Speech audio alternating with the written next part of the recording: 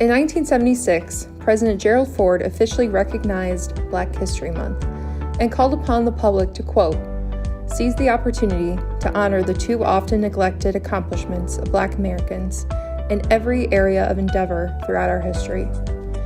In honor of Black History Month, we are recognizing 3 incredible JC Schools alumni who have excelled in their careers.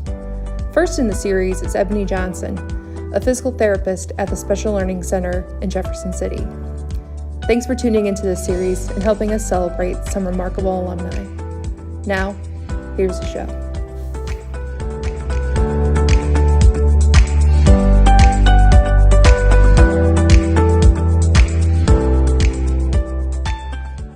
Born in Springfield, Missouri, Ebony Johnson and her family moved to Jefferson City when she was just 6 months old. She attended parochial school until 5th grade, and while she says she enjoyed the faith aspect, Ebony says there wasn't as much diversity as she was wanting in her school. She went on to attend Lewis and Clark Middle School in 6th grade as a student in its first ever 6th grade class. Today, Ebony does some of the most incredible work in our community. She helps young children ranging in age from 3 to 5 or 6, get ready for school. She helps them break physical barriers so that when they go to kindergarten, they can focus on their learning. She does this by showing them how to balance, maneuver through a classroom, hold and balance a tray to get them ready for the lunch line, and much more. Here's Ebony. Getting their core strong to sit up in the classroom in the seat to be able to do the pre-academic skills that they'll need heading on when they transition to kindergarten. So really just whatever kind of support we can give to teachers to help get this child's body right so that their mind can be ready for learning. To put it in a nutshell, that's what I work on. It sounds like you help kids with a lot of things that we kind of take for granted that just come kind of naturally to us. Absolutely. Every day. I love working with children. I've been in different settings, but I love working with children because it brings me back to just that simplistic, we can walk without support. Some kids that I work with, we need, external support for balance or strength, and just the things that we do take for granted. Exactly. You're right on with that. Or they need help because they can take a few steps, but just that hallway is a little bit too far of a distance for them to make it. Well, how can I make them successful in their surroundings so that they can participate with their peers? They just want to play. They're kids, just like anybody else. How can I keep up with my peers, and what can I do to help make them successful? So, working with children who are nonverbal has led to some of the most challenging yet rewarding moments of her career. Ebony says those moments when a child accomplishes a goal that they've worked so hard on can bring her to tears. I think the most exciting and heartwarming, yet at the same time most frustrating and challenging, are those kids that maybe aren't as verbal. And by that I mean traditionally verbal. They speak a lot to me through their hands, through their body language, through their eyes. And so I have a handful of friends that I've worked with that can't tell me outright with their words what they need or what they're wanting, but they do communicate in different ways. And so to see a kid reach a goal, and there are a couple times in session I'm like, I'm not gonna cry, but to see them accomplish something. For instance, I have a friend who we're working on pumping our legs back and forth on the swing so that child can be independent and swinging. One, that is an activity that child enjoys, but also that parent has just a few minutes where they don't have to push their kid on the swing. Not that they don't enjoy that, but to step back and just watch their child do something independently and be successful at it and put a smile on their child's face. Just that moment, if I can capture that, that's fantastic. And so to see the child go from me having to push and me being hand over hand, getting their legs back and forth, to then them taking off and doing that themselves, it's like, okay, they can't talk, or they're not at the point where they can really use their verbal skills, yet they were able to understand what I was asking of them, understand that, and then express that through their body. Communication is happening. And so again, there's some of the most frustrating friends because I wish I could just say, here's what I want you to do, or why are you upset today? And that doesn't happen traditionally, but it is happening. And it's just reassuring that I am getting through to them. They are communicating and I am listening I have to look for it and listen with my eyes or my hands. What's their body telling me? But they are communicating. And so that just fuels me that, okay, I am understanding them, regardless if they can use their words or not. So those are the moments that stick out the most to me. Originally, Ebony wanted to be a pediatrician.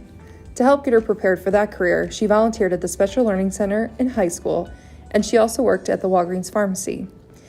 Eventually, Ebony also babysat for families with children attending the Special Learning Center. And through that experience, she was first introduced to the impact she could make on the lives of children with special needs, as well as their families.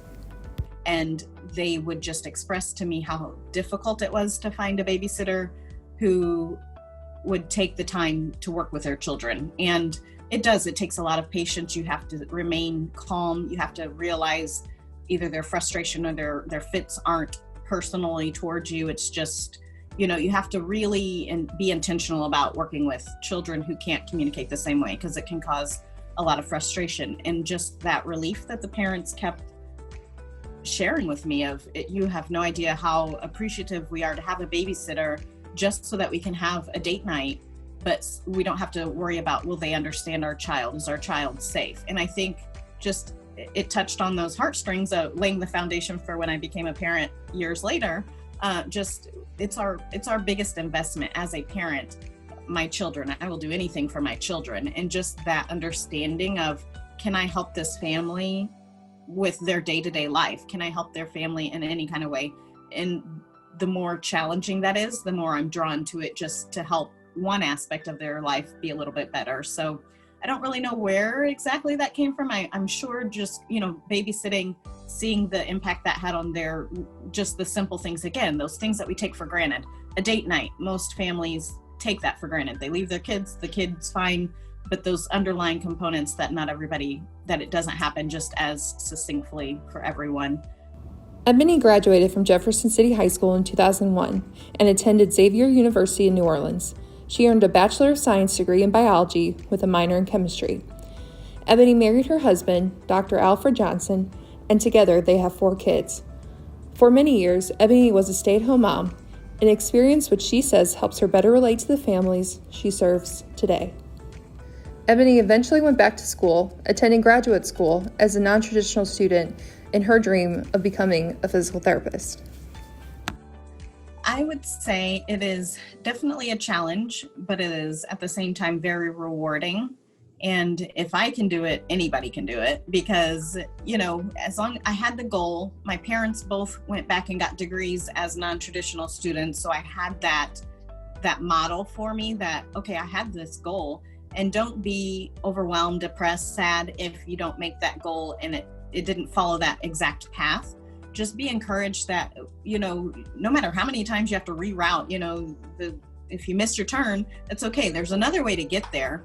Just don't ever let go of the sight of that goal and just keep going. Just whether that, those many years of me being a stay-at-home mom, I had a lot of people unsolicited advice of, well, you'll never go back to school. Just be happy to be a stay-at-home mom.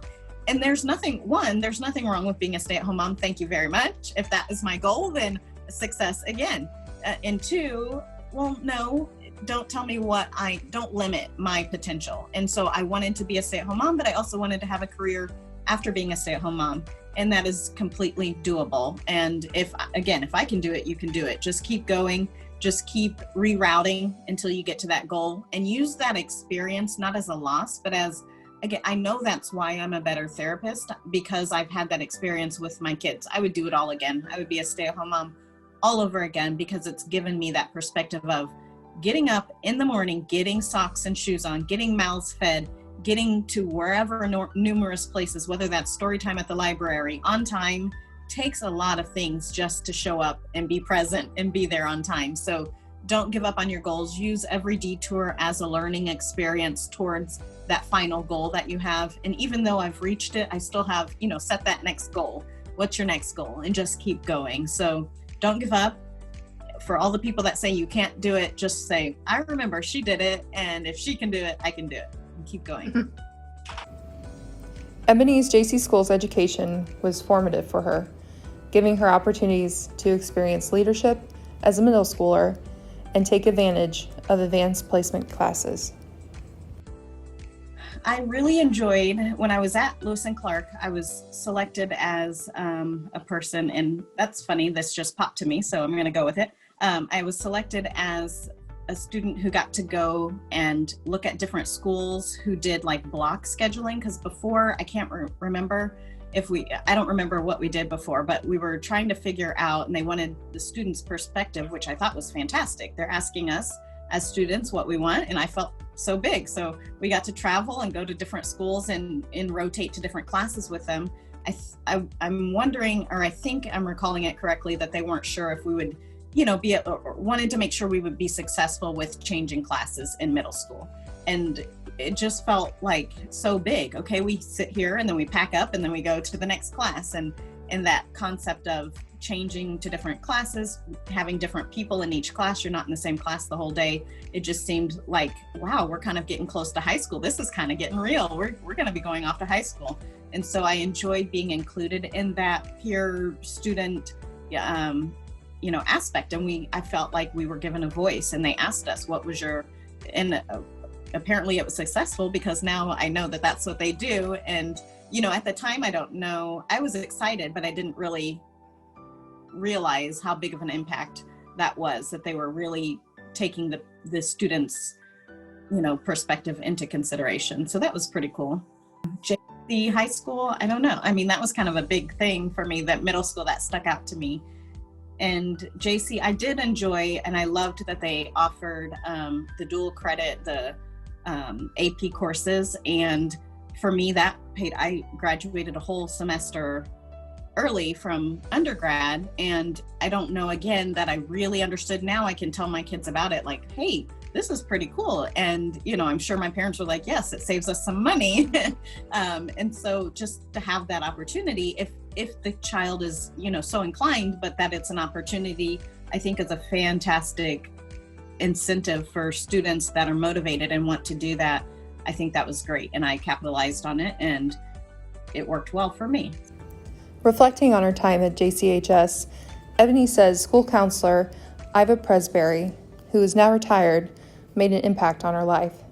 Ebony had her sights set on Xavier University, but Presbury asked her question after question to help Ebony be certain she was making the right choice. The university I selected, Xavier, was a very strict, you have to sign in, sign out if you're going here, going there. And she was like, okay, at the time I was going through that, I'm an adult, I can make choices. And she was like, you're going to a college that very strict on you. It's like a curfew, and, and just that honesty. And I was like, yeah, I know. And, JC high school being big for football, they didn't have a football. Okay, now, just really, it wasn't just okay, that's a great choice, go for it. It was hey, think about this. Is this where you really want to go? Making sure. And I had to defend that position almost, like, yeah, I know, this is where I want to go. And so not just agreeing, okay, great. Again, it's not like okay, in and out the door. Oh, she already knows. Perfect. Check. Okay, bye. I don't have to spend any time going through that. It was okay, well, let's look at everything, the pros and the cons, and really being confident that, no, I want to fight for this college. This is where I want to go, and being sure about my decision. Ebony also remembers science teacher Ann Hutton coming to class with a genuine enthusiasm to see her students learn. The dissections in Hutton's class paid off big time for Ebony in physical therapy school and in her professional career. I enjoyed, and again, we were able to do the dissection, and that was fantastic to me. And just her patience with teaching and the excitement. It was like, thinking back on it, teachers teach the same course. It doesn't really change. They teach the same material. As a student, I don't think I felt like, okay, she's seen this again. It wasn't just I'm going through the motions. It was exciting. I felt that excitement from her of, how cool is this? I think she even was like, how cool is, and it just rubbed off as a student, like, they're excited about this and they are doing this. Again, day one comes and they're starting back all over again, yet it doesn't feel humdrum and go through the motions. Let me just get you guys through this class. It was a true excitement behind that, of enjoying what they do, that really, I can see myself being excited about something and doing it every day and not getting that burnout. And I'm sure there was some of that, but for Mrs. Hutton, it was that excitement that she brought to it. And for PT school, we had to work on cadavers. And so having that pre-exposure to, okay, it takes a certain mindset to separate yourself and know it's about business when you're seeing a body there that you're having to dissect, and it's a learning experience and not being overwhelmed by feelings. We had some people pass out, and I don't know if they hadn't been in that environment before. And so it can be a lot, and you have to know, and you have to get the benefits out of it and not be overwhelmed by that. And again, that translates over to then when you're going into these homes, being in control of my emotions, being a professional, knowing how to come into difficult situations, be supportive and not overwhelmed by those natural feelings that you'll feel. How can I compartmentalize that, not be removed from that? Because that is vitally important with being able to get in that space and feel that with those parents that are having this child who things didn't go as they thought or as planned. How can I get in that moment with them, feel that, not be overwhelmed with it, and then help get them through to finding those positives that are surely there for each and every person. But how can I manage all of that and remain in a headspace where I'm being professional, productive, and successful, and not overwhelmed by all of that? So I think I can see how that just was woven through, and each aspect that carries over to. What do you love most about your work at the Special Learning Center? I love, so the two different settings, I love that we contract out through Missouri First Steps. If I have to choose my favorite setting, it would be going into the home. Again, as a stay-at-home mom with 4 kiddos, I know that that's the hardest job, hands down. I went back to school and people were like, are you crazy? And I was like, this is adult time. This is me time. Like, after being at home with the kids, this is like, it was challenging, but it's nothing like being a full-time stay-at-home mom or a working parent with children. Like, the kids, that is the hardest job on earth. And so to know that, okay, every day, these are the tasks I have to get through. I can take that experience with me into these homes, working with these families, and not come in and I reassure them, you are the expert in your child. I am simply here to bring the tools that I have learned in training and to see how I can assist you so that you can be successful in your daily life, whether that's getting up and out of the bed and making it on the bus on time, or getting up and out of the bed and making it wherever you have to go, even just to the living room without a meltdown. We call that a success. And so how can I come in and get the perspective so that I can be successful? So that is my favorite setting. I enjoy the Special Learning Center as well. And it's really neat because I think having that First Steps perspective and seeing that birth through 3 and knowing that transition, and it's just a gear shift. Okay, we're no longer in the home in the natural environment. Now we're in the school. How can I get them to where, again, they just want to play, they just want to have fun with their friends? How can I be of best of service so that they can play with their friends and be successful in the school setting? And what tools can I bring to the teacher to help them get this mind ready for kindergarten? So I love both settings. It's a pleasure to work with the kids in both settings. Thanks for listening to Ebony's story. Be sure to come back to our Facebook and Twitter pages this month as we share more stories of our JC Schools alumni. We'll have more stories on February 17th and February 24th. See you then.